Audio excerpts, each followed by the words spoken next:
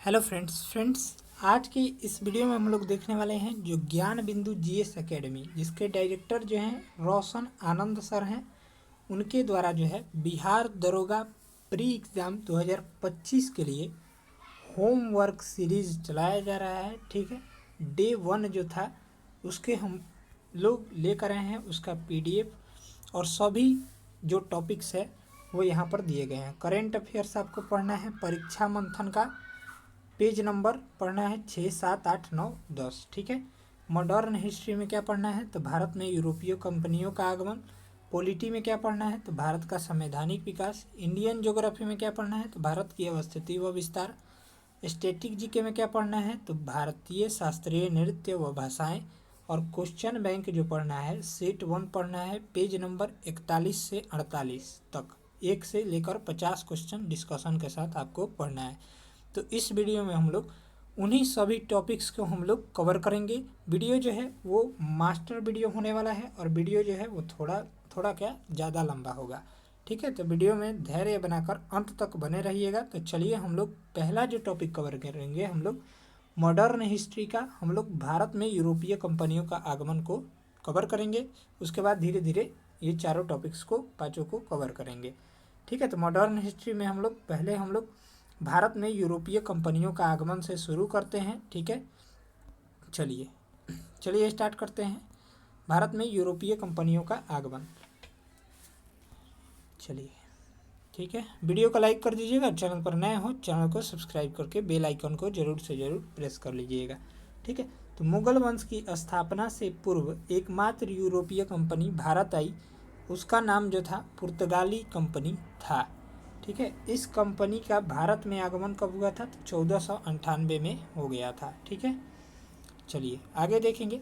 भारत आने वाली प्रथम यूरोपीय कंपनी पुर्तगाली है तथा सबसे अंतिम में भारत से जाने वाली यूरोपीय कंपनी भी पुर्तगाली ही है। अर्थात हम कह सकते हैं भारत में सबसे अधिक वर्षों तक रहने वाली कंपनी जो है वो पुर्तगाली है, यूरोपीय कंपनी पुर्तगाली है। ठीक है, चलिए अगला देखेंगे हम लोग। 15वीं शताब्दी में यूरोप महादेश के दो देश स्पेन और पुर्तगाल ने भौगोलिक खोज में सबसे महत्वपूर्ण भूमिका निभाया। पुर्तगाली यात्री बार्थोलोमियो डियाज 1487 में केप ऑफ गुड होप अर्थात आशा अंतरिक्ष द्वीप की खोज की थी। इम्पोर्टेंट है। स्पेनिश यात्री कोलंबस 1492 ईस्वी में अमेरिका की खोज किया था तथा उसे नई दुनिया कहकर पुकारा था तथा और वहाँ के लोगों को जो है रेड इंडियन कहा था। ठीक है, पुर्तगाली यात्री वास्को डी गामा 1498 में गुजराती पथ प्रदर्शक अब्दुल मजीद या मुनीद, जिसको बोल सकते हैं, की सहायता से भारत के लिए समुद्री मार्ग को खोजने में सफलता प्राप्त की। अर्थात हम कह सकते हैं कि भारत के लिए समुद्री मार्ग की खोज वास्को डी गामा ने कब किया था तो 1498 ईस्वी में किया था।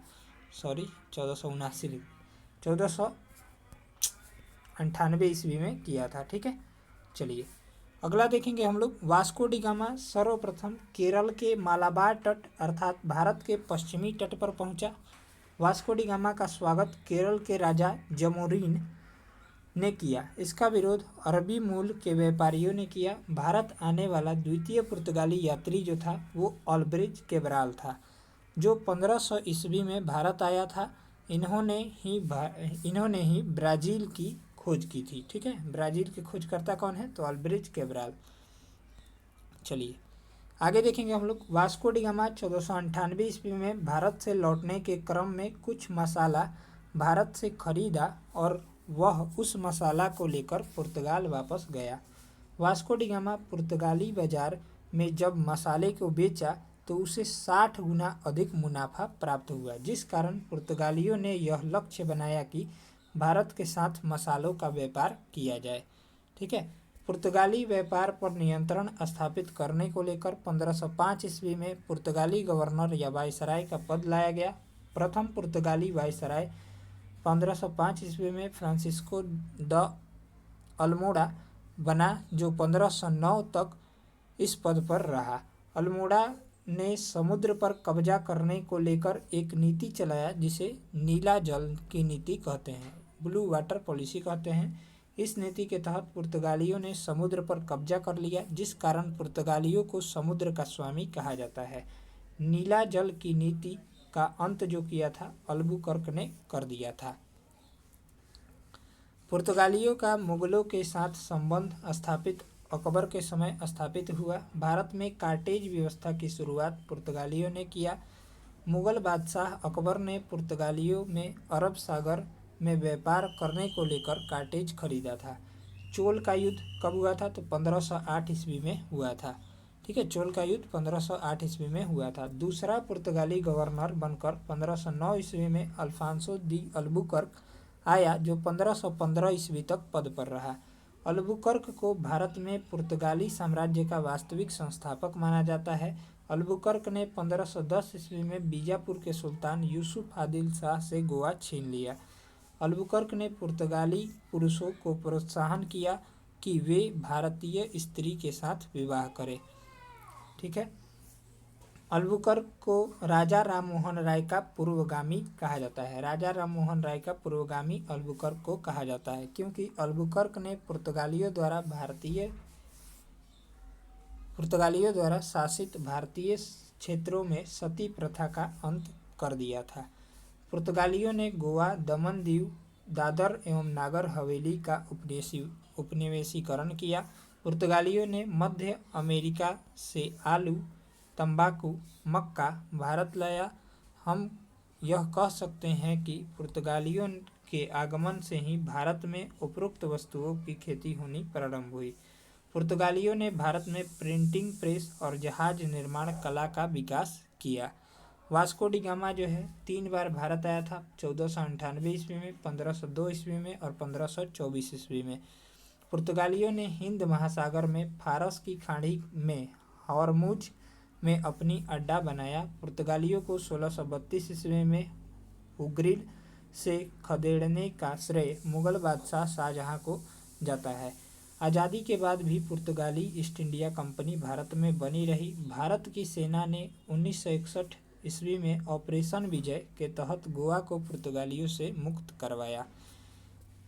1961 के समय गोवा के पुर्तगाली गवर्नर एंटोनियो सिल्वा हुआ करते थे। 12वां संविधान संशोधन 1962 के तहत गोवा को केंद्र शासित प्रदेश का दर्जा दिया गया, लेकिन बाद के वर्ष में 56वां संविधान संशोधन 1987 के तहत गोवा को पूर्ण राज्य का दर्जा दिया गया। गोवा वर्तमान समय में क्षेत्रफल के आधार पर भारत का सबसे छोटा राज्य है। पुर्तगाली ईस्ट इंडिया कंपनी को एस्तातो द इंडिया कंपनी के नाम से जाना जाता है। Dutch East India Company. Netherland या हॉलैंड के निवासी को डच कहा जाता है। इंडिया आने वाले प्रथम डच यात्री कार्नेलियन हाउटमैन था, जो 1596 ईस्वी में भारत की यात्रा पर आया था। डच ईस्ट इंडिया कंपनी की स्थापना 1602 ईस्वी में हुई थी। इस कंपनी को वेरिंग द ओस्ते इंडसे कंपनी भी कहा जाता है। डच ईस्ट इंडिया कंपनी ने अपना पहला व्यापारिक कारखाना 1605 ईस्वी में आंध्र प्रदेश के मसूलीपट्टनम में खोला। आगे चलकर डचों ने अपना मुख्यालय नागपट्टनम को बनाया। डचों ने भारत के तुलना में इंडोनेशिया के साथ व्यापार में ज़्यादा रुचि लिया।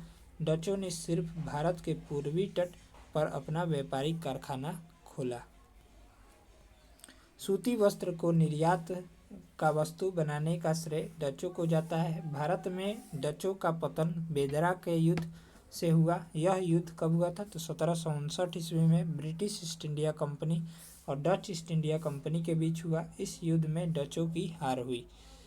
British East India Company. सन 1600 ईस्वी में ब्रिटिश ईस्ट इंडिया कंपनी की स्थापना हुई। इस कंपनी की स्थापना governor and company of merchant of London trading of east Indies के नाम से हुई। कंपनी की स्थापना के समय ब्रिटिश महारानी एलिजाबेथ प्रथम थी, जिन्होंने ब्रिटिश ईस्ट इंडिया कंपनी को मात्र 15 वर्षों के लिए व्यापार करने का अधिकार प्रदान किया। लेकिन 1609 ईस्वी में ब्रिटिश के सम्राट जेम्स प्रथम ने कंपनी को अनिश्चित काल के लिए व्यापार करने का एक अधिकार प्रदान किया। ब्रिटिश ईस्ट इंडिया कंपनी की स्थापना के समय मुगल बादशाह अकबर हुआ करते थे, वहीं कंपनी जहांगीर के समय से भारत में व्यापार करना शुरू किया। ब्रिटिश कंपनी और मुगलों के बीच संघर्ष की शुरुआत मुगल बादशाह औरंगजेब के समय से हुई। भारत में ब्रिटिश ईस्ट इंडिया कंपनी से पहले व्यापार करने का अधिकार लिवेंट कंपनी को प्राप्त हुआ। इस कंपनी को स्थल मार्ग से 1592 से 93 ईस्वी में व्यापार करने का अधिकार प्रदान किया गया। सभी यूरोपीय कंपनियों में सबसे सफल यूरोपीय company British East India company हुई, क्योंकि यह एक प्राइवेट कंपनी था। इस कंपनी में कुल 217 साझीदार थे। इस कंपनी का प्रथम गवर्नर थॉमस स्मिथ बने। ठीक है। भारत आने वाला प्रथम अंग्रेज जो था वो रॉल्फ फिंच था। इंग्लैंड के सम्राट जेम्स प्रथम का राजदूत बनकर कैप्टन हॉकिंस मुगल बादशाह जहांगीर के आगरा दरबार में 1609 ईस्वी में उपस्थित हुआ। हॉकिंस ने जहांगीर से फारसी भाषा में बात की, क्योंकि मुगलों की राजकीय भाषा फारसी हुआ करती थी। इससे जहांगीर खुश हुआ और कैप्टन हॉकिंस को इंग्लिश खान की उपाधि प्रदान किया। लेकिन ध्यान रहे, जहांगीर कैप्टन हॉकिंस को व्यापारिक छूट नहीं दिया। इंग्लैंड के राजा जेम्स प्रथम के राजदूत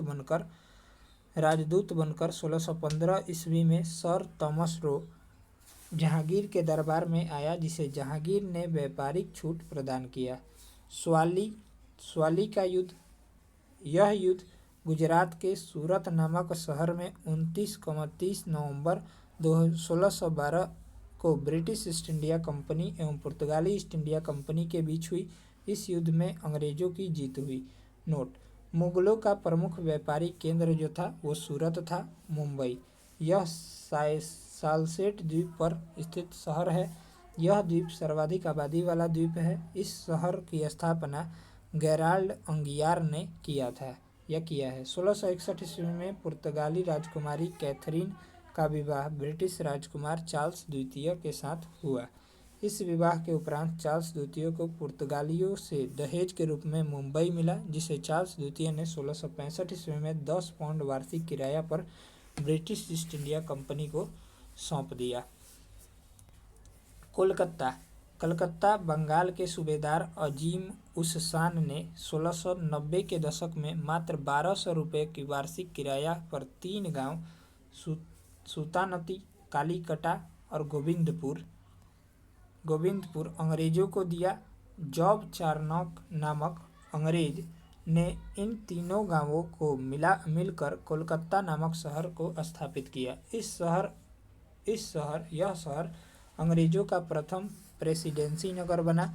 ब्रिटिश काल में 1774 से लेकर 1911 ईस्वी तक भारत की राजधानी कोलकाता बनी रही।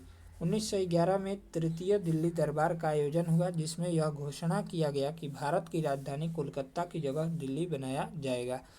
इस घोषणा के तहत 1 अप्रैल 1912 को भारत की राजधानी दिल्ली बनी।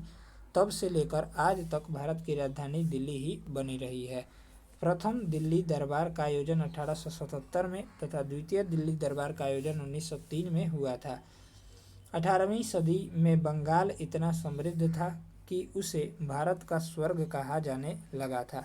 मद्रास, इस शहर को आज चेन्नई के नाम से जाना जाता है। इस शहर का संस्थापक फ्रांसिस डे चंद्रगिरी के राजा से 1639 ईस्वी में मद्रास को किराया पर लिया और फिर व्यापार करना शुरू किया। अंग्रेजों ने मद्रास में जो कला स्थापित किया उसे फोर्ट सेंट जॉर्ज कहा गया। व्यापारिक छूट और व्यापारिक कारखाना। अंग्रेजों के लिए 1632 ईस्वी में गोलकुंडा के सुल्तान ने अब्दुल्ला कुतुब शाह सुनहला फरमान गोल्डन फरमान जारी किया। इस फरमान के तहत अंग्रेजों को दक्षिण भारत में व्यापार स्तर पर व्यापार करने का छूट हुआ। मुगल बादशाह फर्रुखसियर ने 1717 ईस्वी में व्यापार स्तर पर अंग्रेजों को व्यापारिक छूट प्रदान किया, जिसे मैग्ना कार्टा कहा गया। मैग्ना कार्टा एक फ्रांसीसी शब्द है। इसका प्रयोग पहली बार इंग्लैंड में हुआ। जॉन सोरमन नामक ब्रिटिश अधिकारी के नेतृत्व में एक अंग्रेजी विशिष्टमंडल व्यापारिक छूट लेने को लेकर मुगल बादशाह फर्रुखसियर के दरबार में उपस्थित हुआ था। अंग्रेजों ने अपना पहला व्यापारिक कारखाना 1608 ईस्वी में गुजरात के सूरत में खोला, जिसे मुगलों ने मान्यता देने से इनकार कर दिया। अंग्रेजों ने अपना दूसरा कारखाना आंध्र प्रदेश के मसूलीपट्टनम में 1611 ईस्वी में खोली, जिसे कर्नाटक के सरकार ने शीघ्र मान्यता प्रदान कर दिया। यह अंग्रेजों द्वारा स्थापित प्रथम मान्यता प्राप्त फैक्ट्री थी। ठीक है। अंग्रेजों ने भारत के पूर्वी तट पर उड़ीसा के बालासोर में 1633 ईस्वी में अपना पहला कारखाना खोला। अंग्रेजों ने बंगाल में अपना पहला कारखाना 1651 में हुगली में खोला। अंग्रेजों ने सर्वप्रथम 1620 में बिहार के पटना के आलमगंज में व्यापारिक कोठी खोलने का प्रयास किया। अंग्रेजों ने मुगल बादशाह शाहजहां के समय पटना में व्यापारिक कोठी खोली। फ्रांसीसी ईस्ट इंडिया कंपनी, यह पूर्णतः सरकारी कंपनी थी। इस कंपनी पर पूर्णतः फ्रांसीसी सरकार का नियंत्रण था। फ्रांस के सम्राट लुई 14वां के समय उसे मंत्री कोलबर्ट के प्रयास से 1664 ईस्वी में फ्रांसीसी ईस्ट इंडिया कंपनी की स्थापना की गई। यह हुई थी। फ्रांसीसी ईस्ट इंडिया कंपनी ने अपना पहला व्यापारिक कारखाना 1668 में सूरत में खोला। 1669 में दूसरा व्यापारिक कारखाना मुसल्लीपट्टनम में खोला। फ्रांसीसियों ने अपना मुख्यालय नगर पांडुचेरी को बनाया। इस शहर की नींव फ्रांसीसी मार्टिन ने रखा था। फ्रांसीसी गवर्नर डुप्ले को भारत में सहायक संधि का जन्मदाता माना जाता है। इन्होंने ही सर्वप्रथम भारतीय राजाओं के भू क्षेत्र में हस्तक्षेप करना शुरू किया था। फ्रांसीसी ईस्ट इंडिया कंपनी और ब्रिटिश ईस्ट इंडिया कंपनी के बीच जो युद्ध हुआ उसे इतिहास में कर्नाटक का युद्ध कहा जाता है। प्रथम कर्नाटक युद्ध 1746 से 1748 के बीच हुआ। यह युद्ध ऑस्ट्रिया के उत्तराधिकारी युद्ध से प्रभावित है। ऑस्ट्रिया के उत्तराधिकारी युद्ध की समाप्ति एलासापल के संधि के तहत हुआ। इस संधि के तहत ही प्रथम कर्नाटक युद्ध की समाप्ति हुई।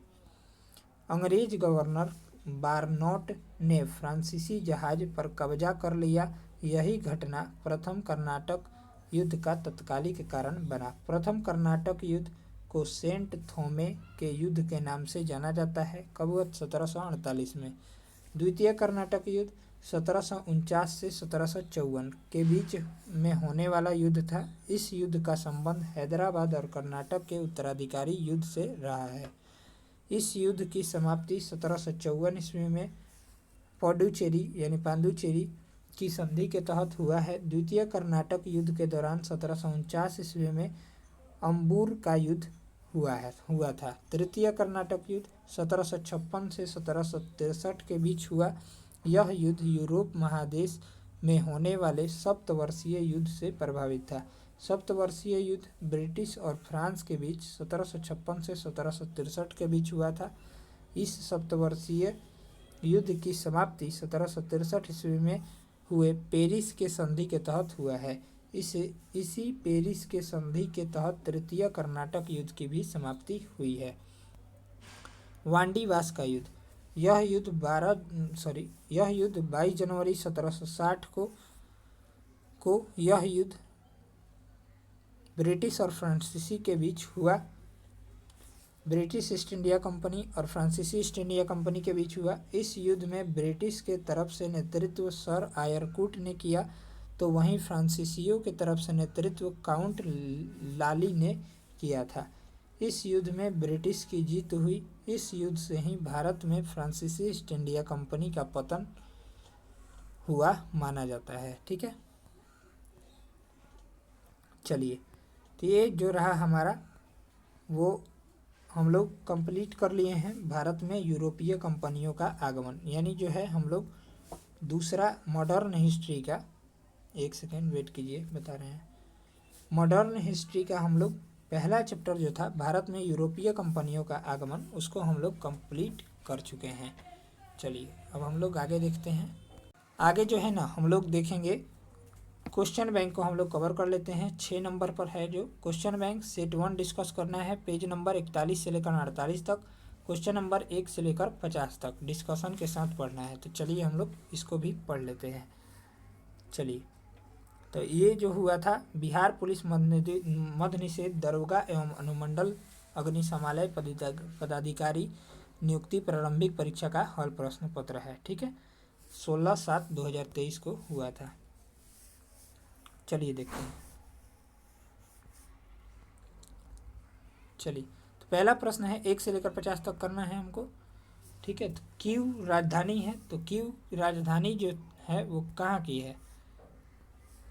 तो कीव जो राजधानी है वो यूक्रेन की है। ठीक है, यानी ऑप्शन हो जाएगा ए ऑप्शन। ठीक है, राइट आंसर हो जाएगा कीव यूक्रेन की राजधानी है। यहाँ की मुद्रा जो है रिबिन्या है। ठीक है, याद रखेंगे। कुछ प्रमुख देश दिए गए हैं और उनकी राजधानी और मुद्रा दी गई है। स्विट्जरलैंड की राजधानी बर्न है, इसकी मुद्रा फ्रैंक है। स्वीडन की राजधानी स्टॉकहोम है, इसकी मुद्रा कोरोना है। स्पेन की राजधानी मैड्रिड है, इसकी मुद्रा जो है पेसेटा है। रोमानिया की राजधानी बुखारेस्ट है, इसकी मुद्रा जो है ल्यू है। हंगरी की राजधानी बुडापेस्ट है, इसकी मुद्रा जो है वो फोरिंट है। ठीक है, चलिए आगे देखते हैं हम लोग दूसरा सवाल। 1857 के विद्रोह के दौरान जगदीशपुर में इसका नेतृत्व किसके द्वारा किया गया था? तो 1857 के विद्रोह के दौरान जगदीशपुर से इसका नेतृत्व किसके द्वारा किया गया था? तो कुंवर सिंह के द्वारा। ठीक है, 1857 के विद्रोह के दौरान जगदीशपुर में इसका नेतृत्व कुंवर सिंह द्वारा किया गया था, जो आरा के पास जगदीशपुर के एक तबाह और असंतुष्ट जमींदार थे। तीसरा प्रश्न है अस्पष्ट आकाश नीला क्यों दिखाई देता है? ठीक है, चलिए अस्पष्ट आकाश नीला क्यों दिखाई देता है? तो इसका राइट आंसर हो जाएगा सी। ठीक है, अस्पष्ट आकाश नीला दिखाई देता है क्योंकि बैंगनी और नीला प्रकाश अन्य सभी रंगों के प्रकाश की तुलना में वायुमंडल द्वारा अधिक प्रकीर्णित होते हैं। वायुमंडल में वायु के अणु तथा अन्य सूक्ष्म कणों का साइज दृश्य प्रकाश की तरंगदैर्घ्य के प्रकाश की अपेक्षा नीले वर्ण की ओर के कम तरंगदैर्घ्य के प्रकाश को प्रकीर्णित करने में अधिक प्रभावी है। लाल वर्ण के प्रकाश की तरंगदैर्घ्य नीले प्रकाश की अपेक्षा लगभग 1.8 गुनी है। अतः जब सूर्य का प्रकाश वायुमंडल से गुजरता है तो वायु के सूक्ष्म कण लाल की अपेक्षा नीले रंग यानी छोटी तरंगदैर्घ्य को अधिक प्रबलता से प्रकीर्णित करते हैं। प्रकीर्णित नीला प्रकाश हमारे नेत्रों में प्रवेश करता है। ठीक है, इसी कारण आकाश हमें नीला दिखाई देता है। यदि पृथ्वी पर वायुमंडल न हो तो कोई प्रकीर्णन न हो पाता, तब आकाश काला प्रतीत होता। लाल रंग कोहरे और धुएं में सबसे कम प्रकीर्णित होता है, इसलिए यह दूर से देखने पर भी लाल रंग का ही दिखाई देता है। अतः खतरे का संकेत जो है सिग्नल, जैसे रेलवे का सिग्नल, ठीक है, का प्रकाश जो होता है लाल रंग का होता है। ठीक है, चलिए बैंगनी और नीला रंग के लिए प्रकाश का प्रकीर्णन सर्वाधिक होता है तथा लाल रंग के प्रकाश का प्रकीर्णन न्यूनतम होता है। चौथा प्रश्न है हिमालयी भालू तथा विशाल पांडा किन जातियों का उदाहरण है? तो सुमेध जातियां का। IUCN के आंकड़ों के अनुसार हिमालयी भालू तथा विशाल पांडा सुमेध जातियों का उदाहरण है। ठीक है, स्रोत जो है IUCN वेबसाइट से लिया गया है। सुमेध क्या होता है देख लीजिए, जिस प्रजाति की वनों में संकटग्रस्त हो जाने की संभावना हो और यदि प्रजाति की संख्या में 10 वर्षों में 50% से अधिक की कमी दर्ज की गई हो तो उसे सुमेध प्रजातियां के अंतर्गत आती है। प्रमुख भारतीय प्रजातियां जो सुमेध की श्रेणी में है: तेंदुआ, एक सींग वाला गेंडा, चीता, 4 सींग वाला मृग, भारतीय बाइसन, समुद्री गाय, डॉग और स्लोथ भालू। ठीक है, चलिए संकटग्रस्त में देखेंगे ऐसे प्रजातियों का वनों से विलुप्त होने का खतरा बना होता है। इसमें वयस्क सदस्यों की संख्या 250 या उससे कम शेष रहती है, जैसे संगाई हिरण, शेर जैसी पूंछ वाला बंदर, मकाक बंदर उसको बोलते हैं, नीलगिरी ताहर, हिमहेंदुआ, गौड़ गंगा डॉल्फिन, लाल पांडा और पेंगालिन। विलुप्त, जिस प्रजाति का कोई सदस्य जीवित न हो, विश्व के सभी आवासों में उनकी संख्या बिल्कुल समाप्त हो चुकी है, उसे विलुप्त प्रजातियां कहते हैं, जैसे डोडो, मॉरिशस जिसको बोलते हैं, स्टालर्स, सी काऊ रूस, ठीक है, थाईलेसिन ऑस्ट्रेलिया, तथा अफ्रीका के शेर की 3 उप प्रजातियां बाली, नावन और कैस्पियन। दुर्लभ प्रजातियां, संसार में इन प्रजातियों की संख्या बहुत कम है।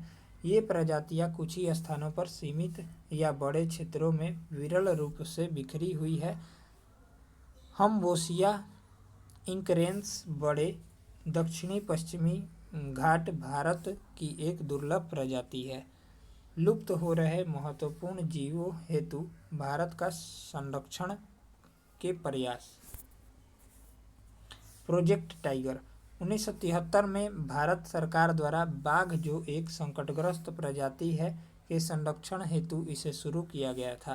प्रोजेक्ट एलिफेंटा 1952 ईस्वी में, एलिफेंट 1992 ईस्वी में केंद्र सरकार द्वारा शुरू किया गया, जिसका उद्देश्य हाथियों के आवास संरक्षण द्वारा उसकी संख्या में वृद्धि करना था। ठीक है।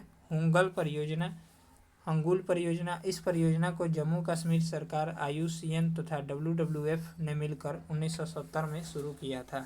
मगरमच्छ संरक्षण परियोजना, मगरमच्छ के संरक्षण हेतु 1974 ईस्वी में इस परियोजना बनाई गई थी तथा 1978 तक कुल 16 मगरमच्छ प्रजनन केंद्र स्थापित किए गए। केंद्रीय मगरमच्छ प्रजनन एवं प्रबंधन प्रशिक्षण संस्थान जो है वो हैदराबाद में स्थित है, याद रखेंगे। मगरमच्छ प्रजनन एवं प्रबंधन प्रोजेक्ट 1975 में FAO तथा UNDP की सहायता से शुरू किया गया था। गैंडा परियोजना, एक सींग वाले गैंडे सिर्फ भारत में ही पाए जाते हैं। गैंडा परियोजना को 1987 में शुरू किया गया था। गिद्ध संरक्षण प्रोजेक्ट, हरियाणा वन विभाग तथा बॉम्बे नेचुरल हिस्ट्री सोसाइटी के बीच 2006 में एक समझौता हुआ, जिसमें गिद्ध के संरक्षण का लक्ष्य रखा गया। गिद्धों के संरक्षण का लक्ष्य रखा गया। इस परियोजना को वर्ष 2025 तक विस्तारित करने के लिए पर्यावरण, वन और जलवायु परिवर्तन मंत्रालय ने गिद्ध संरक्षण कार्य योजना 2020 से 2025 का शुभारंभ किया है। एशिया से समाप्त हो रहे गिद्धों के संरक्षण के लिए सेविंग एशिया, ठीक है, ये कार्यक्रम चलाया गया है। सेव जिसको हम लोग बोलते हैं, इसके तहत पशुओं को दी जाने वाली दवा डाइक्लोफेनेक जिसको बोलते हैं को प्रतिबंधित कर दिया गया। ठीक है। भारत में अधिकांश गिद्धों की मृत्यु पशुओं को दी जाने वाली डाइक्लोफेनेक दवा से होती है। हिम तेंदुआ परियोजना, हिमालयी राज्यों में हिम तेंदुओं संरक्षण के लिए 2009 में इसे प्रारंभ किया गया था। 5 नंबर प्रश्न है, भारत की सबसे बड़ी नमक पानी की झील है, ये चिल्का झील है। भारत की सबसे बड़ी नमक पानी की झील चिल्का झील है। यह उत्तरी सरकार तट ओडिशा में अवस्थित है। भारत की सबसे बड़ी लैगून एवं खारे पानी की झील है। यह रामसर आर्द्रभूमि सूची के अंतर्गत भी शामिल है। सांबर झील राजस्थान, भारत की सबसे बड़ी अंतःस्थलीय नमकीन झील है। सर्वाधिक लवणता वाली झील सांबर झील है। ठीक है। सोलर सेल बने हुए होते हैं, तो सोलर सेल जो बने हुए होते हैं अर्धचालकों के बने होते हैं। सोलर सेल अर्धचालकों के बने होते हैं। सोलर सेल में मूल रूप से ऐसी पीएन संधि होती है जो सौर विकिरण आपतित होने पर विद्युत वाहक बल उत्पन्न करती है। इनको बनाने के लिए सिलिकॉन का प्रयोग किया जाता है।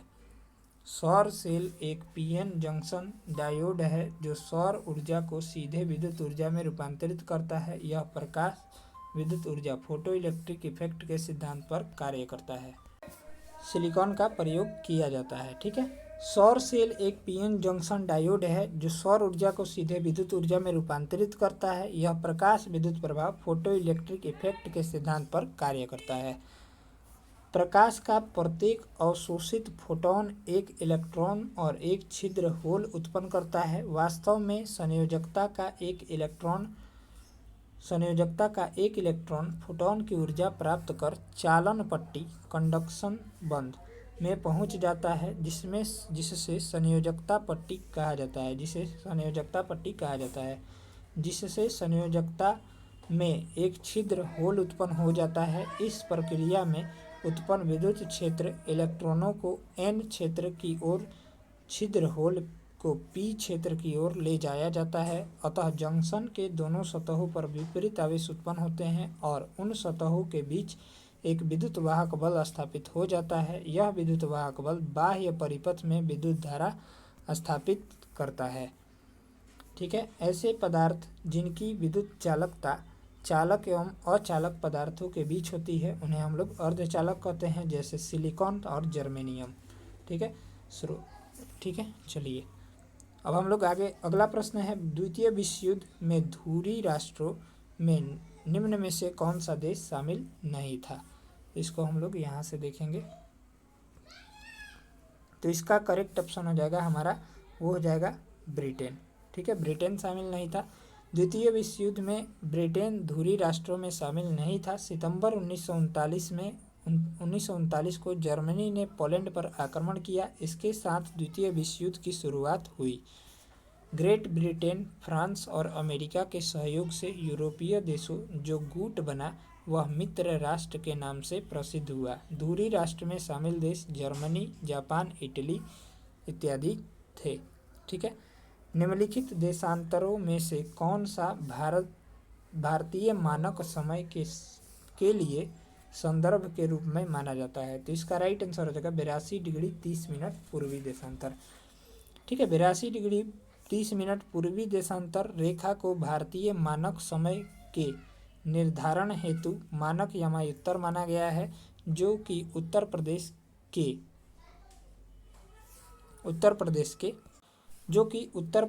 के मिर्ज़ापुर, ठीक है, मिर्ज़ापुर, कुछ स्रोतों में इसे इलाहाबाद के नैनी को भी बताया गया है, से होकर गुजरती है। भारत का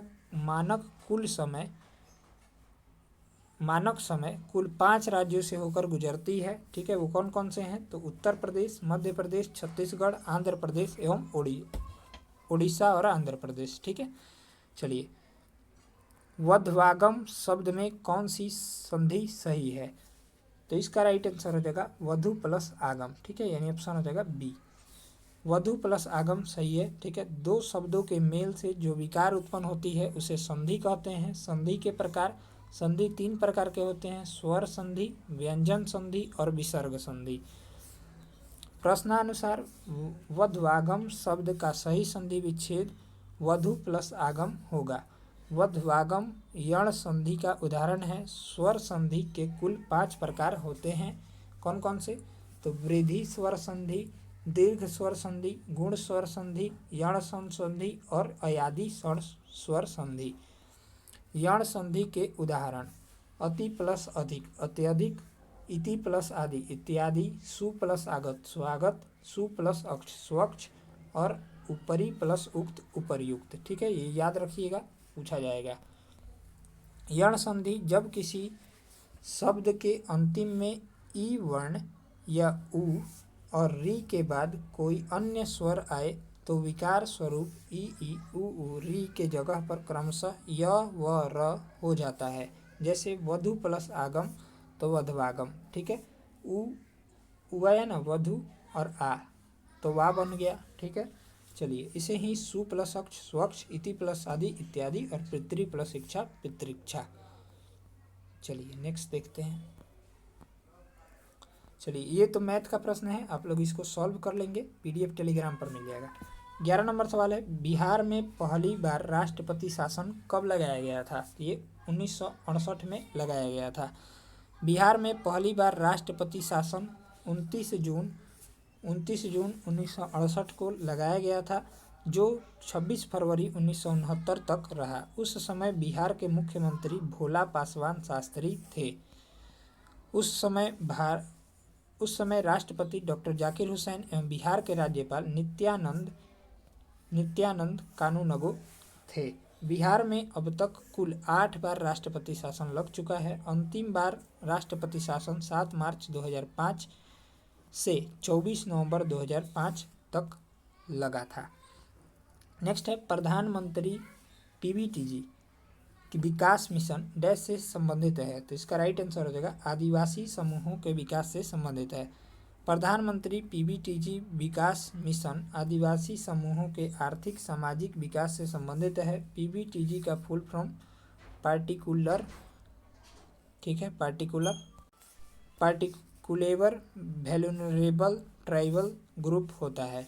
जनजातीय मामलों के मंत्रालय में पीबीटीजी के विकास की योजना लागू की है, जिसमें उनके व्यापारिक सामाजिक आर्थिक विकास के लिए 75 विशेष रूप से कमजोर जनजातीय समूहों को शामिल किया गया है।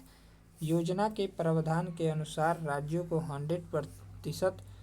100% सहायता अनुदान उपलब्ध करवाया जाता है। 1973 में डेबर आयोग ने आदिम जनजातीय समूह पीटीजी को एक अलग श्रेणी के रूप में बनाया, जो जनजातीय समूहों में एक कम विकसित है।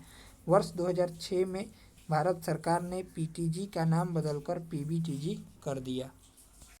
नेक्स्ट प्रश्न है 13 नंबर, भारतीय अंतरिक्ष नीति 2023 के अनुसार कौन सी संस्था अंतरिक्ष प्रौद्योगिकी के अनुसंधान और विकास पर ध्यान केंद्रित करेगी? तो इसरो। ठीक है, भारतीय अंतरिक्ष अनुसंधान संस्थान इसरो द्वारा अंतरिक्ष नीति 2023 को मंजूरी दी गई। यह नीति अंतरिक्ष क्षेत्र में निजी क्षेत्र की भागीदारी को संस्थागत बनाने और इसरो के उन्नत अंतरिक्ष प्रौद्योगिकियों के अनुसंधान एवं विकास पर ध्यान केंद्रित करती है। इसरो का गठन 15 अगस्त 1969 को हुआ था। इसका मुख्यालय जो है बेंगलुरु में है। ठीक है, बास्केटबॉल के मैदान को कहते हैं, तो बास्केटबॉल के मैदान को कोर्ट कहा जाता है। बास्केटबॉल के मैदान को कोर्ट कहा जाता है। इस खेल का आविष्कार जेम्स स्मिथ ने 1891 ईस्वी में अमेरिका में किया था। फीबा की स्थापना जो है 1932 ईस्वी में हुआ था। राज्यसभा के कितने सदस्य मनोनीत किए जाते हैं?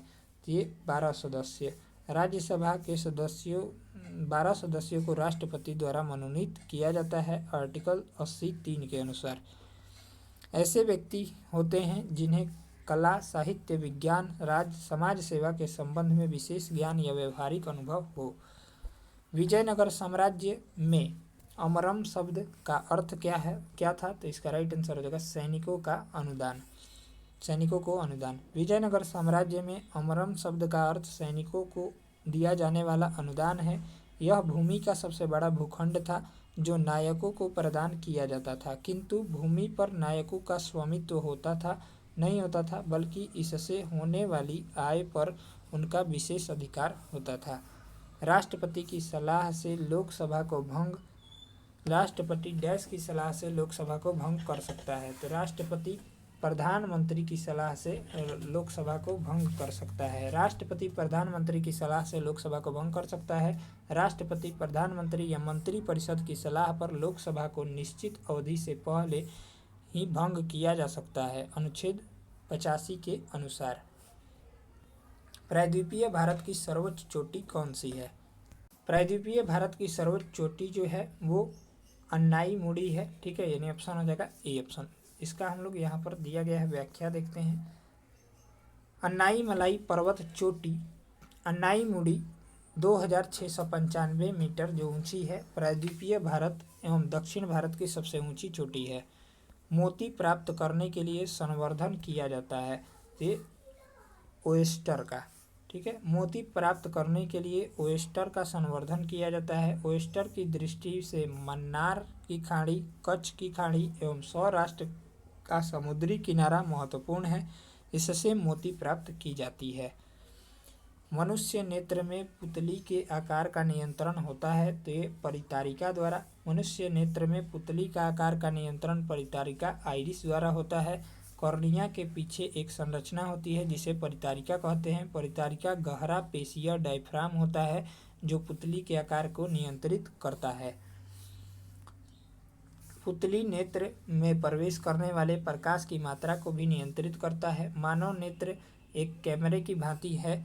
इसका लेंस निकाय एक प्रकाश सुग्राही पर्दे, जिसे रेटिना या दृष्टिपटल कहते हैं, पर प्रतिबिंब बनाता है। प्रकाश एक पतली झिल्ली से होकर नेत्र में प्रवेश करता है। इस झिल्ली को कॉर्निया या स्वच्छ मंडल कहते हैं। अभिनेत्र लेंस रेटिना पर किसी वस्तु का उल्टा तथा वास्तविक प्रतिबिंब बनता है। नेत्र गोलक की आकृति लगभग गोलाकार होती है तथा इसका व्यास लगभग 2.3 सेंटीमीटर होता है। नेत्र में प्रवेश करने वाले प्रकाश किरणों का अधिकांश अपवर्तन कॉर्निया के बाहरी पृष्ठ पर होता है। कॉर्निया और आँख के बीच में एक नमकीन पारदर्शी द्रव भरा रहता है जिसे नेत्रोद कहते हैं। आँख के लेंस के पीछे एक अन्य पारदर्शी द्रव होता है जिसे कचाभ द्रव कहते हैं। रेटिना में शंकु के आकार की कोशिकाएं रंगों के अनुरूप प्रतिक्रिया करती है और इन्हीं से हम रंग का आभास करते हैं। क्षण रॉड कोशिकाएं जो प्रकाश की तीव्रता के प्रति संवेदनशील होती है। हम अपनी आँखों के रेटिना में क्षण कोशिकाएं की उपस्थिति के कारण एक अंधेरे कमरे में या रात के अंधेरे में चीज़ों को देख सकते हैं। नेक्स्ट प्रश्न है 21 नंबर। निम्न में केंद्रीय प्रवृत्ति का कौन सा मान सभी अवलोकनों पर आधारित नहीं है? तो ये गुणोत्तर माध्य। चलिए इसको हम लोग देखेंगे। केंद्रीय प्रवृत्ति या औसतों के 5 सांख्यिकीय माप है। समांतर माध्य, माध्यिका, बहुलक, ज्यामितीय मान और हरात्मक माध्य। उपयुक्त 5 में से 3 सर्वाधिक प्रचलित औसतें हैं, जब अन्य 2 ज्यामितीय मान और हरात्मक मान औसतें विशिष्ट परिस्थितियों में उपयुक्त होती है। केंद्रीय प्रवृत्ति के माप इस बात का आभास दिलाता है कि आँख किस स्थान पर केंद्रित है, किंतु आंकड़ों के समुचित अर्थ विवेचना के लिए यह भी पता होना चाहिए कि आंकड़ों में कितना बिखराव है। वह केंद्रीय प्रवृत्ति की माप के चारों ओर किस प्रकार एकत्रित है। उत्तर सही जो होगा गुणोत्तर माध्य होगा। अधिक अपवर्तनांक वाला माध्यम है तो राइट आंसर हो जाएगा ये। दूसरे माध्यम की अपेक्षा प्रकाशित सघन माध्यम। 2 माध्यमों की तुलना करते समय अधिक अपवर्तनांक व माध्यम दूसरे की अपेक्षा प्रकाशिक सघन है। दूसरा कम अपवर्तनांक वाला माध्यम प्रकाशिक विरल माध्यम है। विरल माध्यम में प्रकाश की चाल सघन माध्यम के से अधिक होती है, अतः विरल माध्यम से सघन माध्यम में जाने में गमन करने वाली प्रकाश की विकिरण धीमी हो जाती है तथा अभिलंब की ओर झुक जाती है। जब ये सघन से विरल माध्यम में जाती है या गुजरती है या गमन करती है तो इसकी चाल बढ़ जाती है तथा यह अभिलंब से दूर हट जाती है। सतलुज तथा काली नदी के मध्य हिमालय जाना जाता है। ये कुमायूं हिमालय के नाम से जाना जाता है। सतलुज तथा काली नदी के मध्य हिमालय को कुमायूं हिमालय के नाम से जाना जाता है। नदी घाटियों के आधार पर सर सिडनी बुलार्ड द्वारा हिमालय पर्वतीय प्रदेशों का निम्न 4 प्रादेशिक विभाजन है। पंजाब हिमालय 560 किलोमीटर लंबाई सिंधु एवं सतलज नदियों के मध्य। कुमायूं हिमालय 320 किलोमीटर लंबाई सतलज एवं काली नदियों के मध्य। नेपाल हिमालय 800 किलोमीटर लंबाई काली एवं तीस्ता नदियों के मध्य। असम हिमालय 720 किलोमीटर तीस्ता एवं दिहांग नदियों के मध्य। सरकार द्वारा अवरोधों अथवा प्रतिबंधों को हटाना कहलाता है तो ये उदारीकरण कहलाता है। सरकार द्वारा अवरोधों तथा प्रतिबंधों को हटाना उदारीकरण कहलाता है। उदारीकरण विभिन्न प्रतिबंधों को दूर कर अर्थव्यवस्था के विभिन्न क्षेत्रों को मुक्त करने की नीति है, अर्थात अर्थव्यवस्था को विभिन्न प्रकार के नियामकों तथा नियंत्रणों के संबंध में उदार होना। यह मुख्यतया उद्योगों तथा अन्य आर्थिक क्रियाओं पर सरकारी नियंत्रण को समाप्त करने या कम करने से संबंधित है। निजीकरण सार्वजनिक क्षेत्र में पूंजी या प्रबंधन या दोनों में से निजी क्षेत्र की भागीदारी बढ़ाना अथवा उन्हें निजी क्षेत्र को सौंप देना ही निजीकरण है। वैश्वीकरण किसी अर्थव्यवस्था को विश्व अर्थव्यवस्था से जोड़ने की प्रक्रिया को वैश्वीकरण कहते हैं। चलिए 25 नंबर प्रश्न देखेंगे। ईस्वी सन 1809 में फारसी में गिफ्ट टू मोनोथिस्ट किसने लिखा? तो राइट आंसर हो जाएगा राम मोहन राय ने 1809 ईस्वी में गिफ्ट टू मोनोथिस्ट या तुहफत उल मुहाविदीन नामक पुस्तक राजा राम मोहन राय द्वारा लिखा गया था। पटना उच्च न्यायालय के वर्तमान में मुख्य न्यायाधीश कौन है? तो राइट आंसर हो जाएगा के विनोद चंद्रन।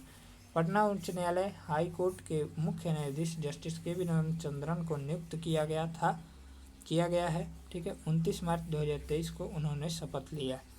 हाल ही में बिपरजॉय खबरों में था, वह क्या है? तो राइट आंसर हो जाएगा चक्रवात है। ठीक है, चलिए खबरों में रहा बिपरजॉय एक चक्रवात था। यह अरब सागर तथा गुजरात के समुद्री तट से टकराया था। इसका नामकरण बांग्लादेश द्वारा किया गया था। निम्नलिखित में से कौन सी ताप विद्युत परियोजना महाराष्ट्र में स्थित नहीं है? तो कहलगांव ताप विद्युत परियोजना महाराष्ट्र में स्थित नहीं है। यह भागलपुर बिहार में स्थित है। यह परियोजना एनटीपीसी के अधीन कोयला आधारित संयंत्र है। बाकी ट्राम्बे, चंद्रपुर और तिरोड़ा ये तीनों जो है महाराष्ट्र के विद्युत परियोजनाएं हैं। नेक्स्ट है, किसी वस्तु का चंद्रमा पर भार पृथ्वी पर उसके भार का डैश होता है। ये 1/6 भाग होता है। ठीक है, ये 1/6 भाग होता है। पृथ्वी पर किसी वस्तु का भार वह बल है जिससे पृथ्वी उस वस्तु को अपनी ओर आकर्षित करती है। चंद्रमा पर किसी वस्तु का भार वह बल है जिससे चंद्रमा उस वस्तु को आकर्षित करती है। चंद्रमा का द्रव्यमान पृथ्वी की अपेक्षा कम है, इस कारण चंद्रमा वस्तुओं पर कम आकर्षण बल लगाती है। चंद्रमा पर लोलक घड़ी को ले जाने पर उसका आवर्तकाल बढ़ जाएगा, क्योंकि चंद्रमा पर जी का मान पृथ्वी के जी का मान का 1/6 गुनी है। एक सेकेंड, नेक्स्ट है यहाँ पर खगोलीय पिंड, द्रव्यमान और त्रिज्या। पृथ्वी का द्रव्यमान 5.98 × 10⁻24 होता है केजी, और त्रिज्या जो है 6.37 × 10⁻6 मीटर होती है। चंद्रमा का द्रव्यमान 7.36 × 10⁻22 केजी होती है, और त्रिज्या 1.74 × 10⁻6 होती है। ठीक है, चलिए पानी का क्वथनांक सेल्सियस में होता है। तो ये 100 डिग्री सेल्सियस, पानी का क्वथनांक 100 डिग्री सेल्सियस होता है। वायुमंडलीय दाब पर वह तापमान जिस पर द्रव उबलने लगता है उसे इसका क्वथनांक कहते हैं। क्वथनांक समष्टि गुण है। द्रव के सभी कणों को इतनी ऊर्जा मिल जाती है कि वे वाष्प में बदल जाते हैं। जल के लिए यह तापमान 373 केल्विन, 100 डिग्री सेंटीग्रेड 273 + 100 373 केल्विन होता है। ठीक है, रिवर्स रेपो रेट में वृद्धि, राइट आंसर हो जाएगा तरलता को घटाती है।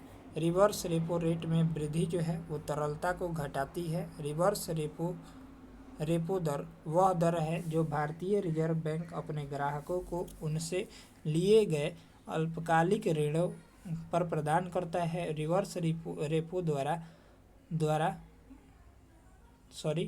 रेपो दर का प्रयोग आरबीआई द्वारा वाणिज्यिक बैंकों के अल्पकालिक ऋण लेकर अर्थव्यवस्था से तरलता को निकालने या कम करने के लिए किया जाता है। रिवर्स रेपो दर में वृद्धि का प्रभाव, वाणिज्यिक बैंकों के पास पूंजी की कमी होगी, बाजार में तरलता में कमी होगी, परिणाम स्वरूप ब्याज दरों में वृद्धि होगी, अर्थव्यवस्था में तरलता की कमी होगी, उपभोग व्यय एवं निवेश व्यय में गिरावट अर्थात समग्र मांग में कमी होगी, मुद्रास्फीति नियंत्रण, वस्तुओं व सेवाओं की कीमतों में कमी होगी।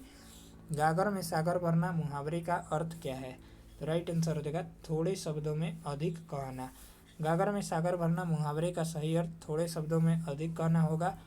अन्य विकल्प जो है गलत हैं। ऐसे वाक्यांश जो अपने सामान्य अर्थ के स्थान पर विशेष अर्थ प्रकट करते हैं उसे मुहावरा कहते हैं। कुछ मुहावरा दिया गया है और उनके अर्थ दी गई है। हथेली पर सरसों उगाना, इसका अर्थ हो जाएगा असंभव कार्य करना। छाती दूनी होना मतलब उत्साहित होना। अक्ल के घोड़े दौड़ना, मतलब सिर्फ कल्पना करना। ठीक है।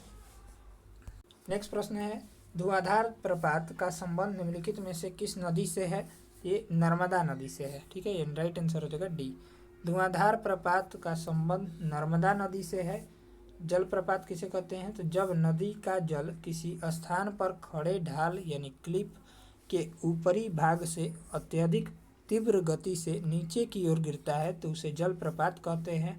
भारत के अधिकांश जलप्रपात पठारी प्रदेशों में पाए जाते हैं क्योंकि यहाँ की भू आकृति अत्यधिक ऊंची नीची तथा शैले कठोर होती है। धुआंधार प्रपात नर्मदा नदी पर स्थित है जो मध्य प्रदेश के राज्य के जबलपुर जिले में है। ठीक है।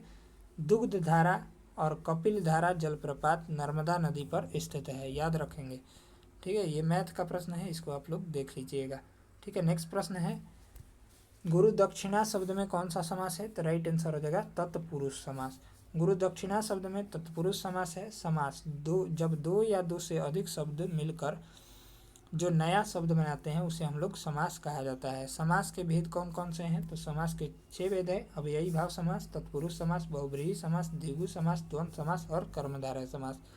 तत्पुरुष समास, तत्पुरुष समास में दूसरा पद प्रधान होता है। इस समास का विग्रह करने पर कारक प्रकट होता है। जैसे गुरु दक्षिणा का समास विग्रह करने पर गुरु के लिए दक्षिणा, ये कारक हो गया, विग्रह के कारक चिन्ह प्रकट होता है, अतः यह जो है तत्पुरुष समास है। चलिए अगला हम लोग देखते हैं, यहाँ से दिया गया है आगे।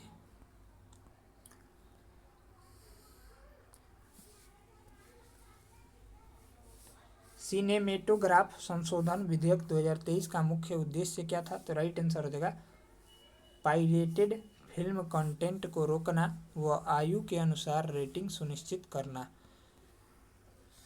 इस विधेयक की घोषणा जो है वो सूचना एवं प्रसारण मंत्री अनुराग ठाकुर ने किया था। ठीक है, याद रखेंगे। 37 नंबर प्रश्न देखते हैं हम लोग, यहाँ से दिया गया है 37 नंबर। निम्न में से किसका उपयोग कांच पर लिखने के लिए किया जाता है? ये हाइड्रोजन फ्लोराइड का। हाइड्रोजन फ्लोराइड का उपयोग कांच पर लिखने के लिए किया जाता है। कांच पर नक्काशी करने के लिए हाइड्रोजन फ्लोराइड HF जिसको बोलते हैं का उपयोग किया जाता है। अन्य नाम इसका क्या है?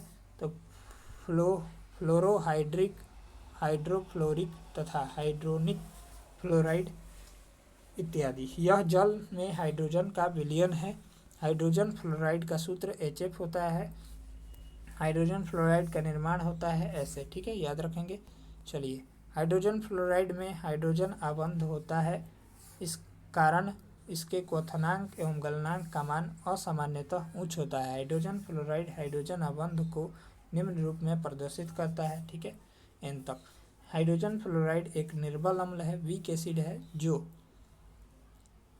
pH मान को स्पष्ट करता है। हाइड्रोजन फ्लोराइड का दुर्बल अम्ल होने के कारण फ्लोरीन आयन के साथ H3O का हाइड्रोजन आबंध बनाता है। ठीक है, चलिए बाकी देख लीजिएगा। अगला हम लोग देखते हैं यहाँ से।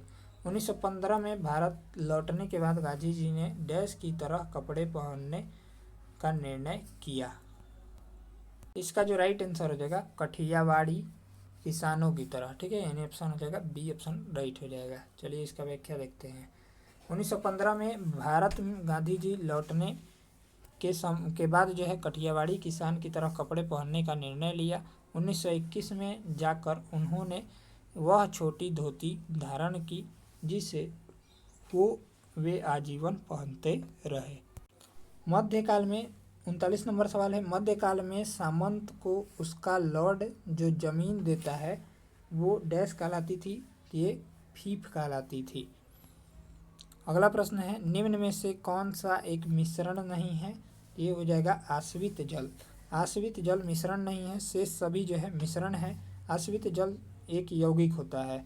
यौगिक वह पदार्थ है जो दो या दो से अधिक तत्वों के नियत अनुपात यानी निश्चित अनुपात में रासायनिक तौर पर संयोजन से बनता है, जैसे जल, आसुत जल, ठीक है, मीथेन, चीनी, नमक इत्यादि। बाकी वायु एक मिश्रण है, याद रखिएगा।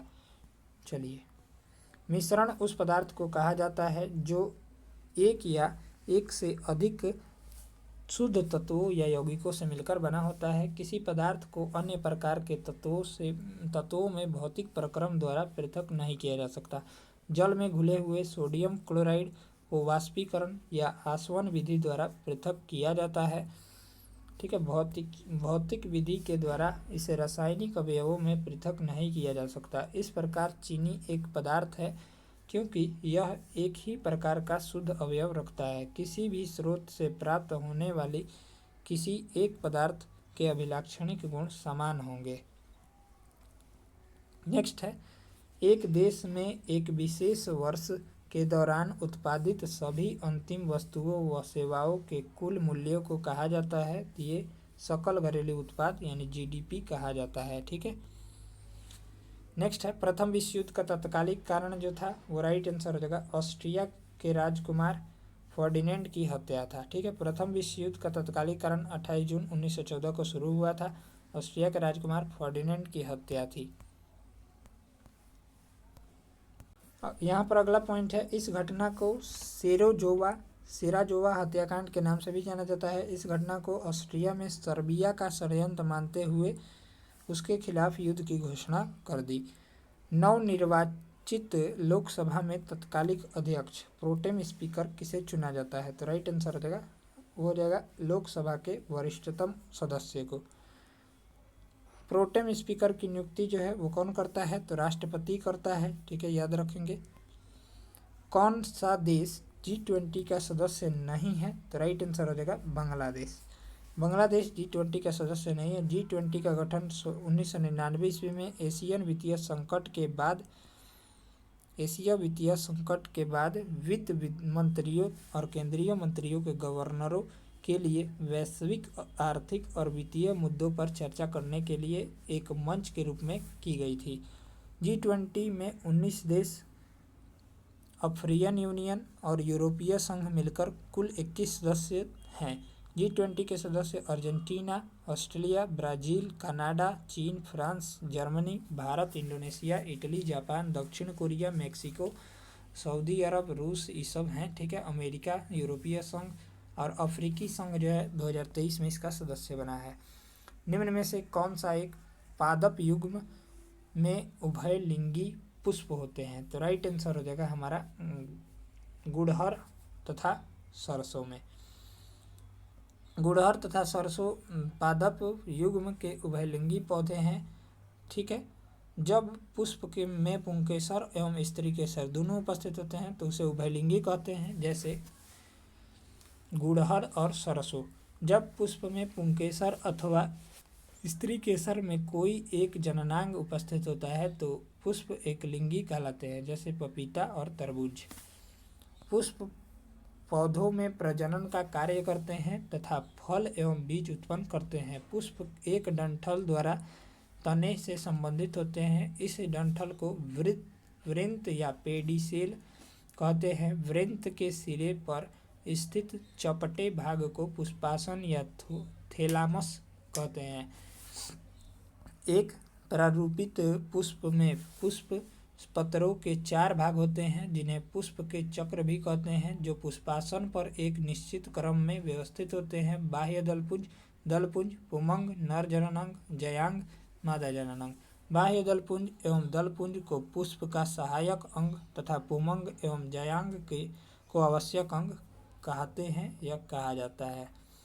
नेक्स्ट है, टोक्यो ओलंपिक में सुमित नागल डैश में भारत का प्रतिनिधित्व किया? तो टेनिस में। अगला प्रश्न देखेंगे हम लोग, भारत भौगोलिक अनुसंधान में किस देश ने यूरोप को नेतृत्व प्रदान किया? तो पुर्तगाल ने। भौगोलिक अनुसंधान में पुर्तगाल ने यूरोप को नेतृत्व प्रदान किया। यूरोप ने 15वीं शताब्दी में अंतर्राष्ट्रीय व्यापार और बाद में वाणिज्य गतिविधियों के युग में प्रवेश किया। यह पुर्तगाली और स्पेनवासी थे जिन्होंने 15वीं और 16वीं शताब्दी के शुरुआत में नए समुद्री मार्ग की खोज की बीड़ा उठाया, यात्राओं को प्रोत्साहन किया और प्रारंभिक औपनिवेशिक साम्राज्य का गठन किया। पुर्तगाल के राजकुमार हेनरी द नेविगेटर के नेतृत्व में इसकी शुरुआत की गई। इसी समय बार्थोलोमियो डियाज पुर्तगाली व्यापारी द्वारा 1488 ईस्वी में केप ऑफ गुड होप की खोज की गई, जो अफ्रीका महाद्वीप का सबसे दक्षिणी बिंदु है। इसके उपरांत कोलंबस स्पेन द्वारा 1492 ईस्वी में अमेरिका की खोज की गई तथा वास्को डी गामा पुर्तगाली द्वारा 1498 ईस्वी में भारत के समुद्री मार्ग की खोज की गई। ठीक है, याद रखेंगे। चलिए, विधान परिषद वाले राज्य की विधान परिषद के सदस्यों की कुल संख्या उस राज्य की विधानसभा के सदस्यों की कुल संख्या कितना होता है? 1/3 होता है। विधानसभा वाले 1/3 से अधिक नहीं होगा। विधान परिषद के सदस्यों की अधिकतम संख्या विधानसभा की 1/3 और न्यूनतम जो होती है 40 निश्चित की गई है। जी का मान कितना होता है? तो जी का मान जो होता है 6.67 × 10⁻11 न्यूटन मीटर स्क्वायर पर केजी स्क्वायर होता है। जी का मान इतना होता है 6.67 × 10⁻11 न्यूटन मीटर स्क्वायर पर केजी स्क्वायर होता है। गुरुत्वाकर्षण नियतांक एकांकी दूरी पर स्थित एकांक द्रव्यमान के दो पिंडों के बीच कार्य करने वाले गुरुत्वाकर्षण बल को गुरुत्वाकर्षण नियतांक यूनिवर्सल ग्रेविटेशनल कांस्टेंट कहते हैं। इसे जी, बड़ा जी द्वारा प्रदर्शित किया जाता है। चलिए, तो प्रसिद्ध वैज्ञानिक हेनरी कैवेंडिश, याद रखेंगे नाम। हेनरी कैवेंडिश ने एक तुला का प्रयोग करके जी के मान का निर्धारण किया था। इतना 6.67 × 10⁻11 न्यूटन मीटर स्क्वायर पर केजी स्क्वायर। ठीक है, इसका विमीय सूत्र m इनवर्स L⁻3 T⁻2 होता है। याद रखेंगे, जी का मान सभी स्थानों पर 1 होता है। यह एक डैश राशि है, तो यह एक कैसी राशि है? तो यह एक जो है अदिश राशि है। परीक्षा संबंधित महत्वपूर्ण तथ्य। गुरुत्वाकर्षण बल की खोज सर आइजक न्यूटन ने 1686 ईस्वी में किया था। गुरुत्वाकर्षण का नियम दो पिंडों के बीच लगने वाले आकर्षण बल F तथा उनके बीच के द्रव्यमानों के गुणनफल के समानुपाती होता है तथा यह उनके बीच की दूरी के वर्ग के व्युत्क्रमानुपाती होता है। अर्थात F बराबर G m1m2/r², जहाँ F गुरुत्वाकर्षण बल है, m1m2 दो पिंडों के बीच का द्रव्यमान है और r दूरी है। ठीक है, याद रखेंगे। नेक्स्ट है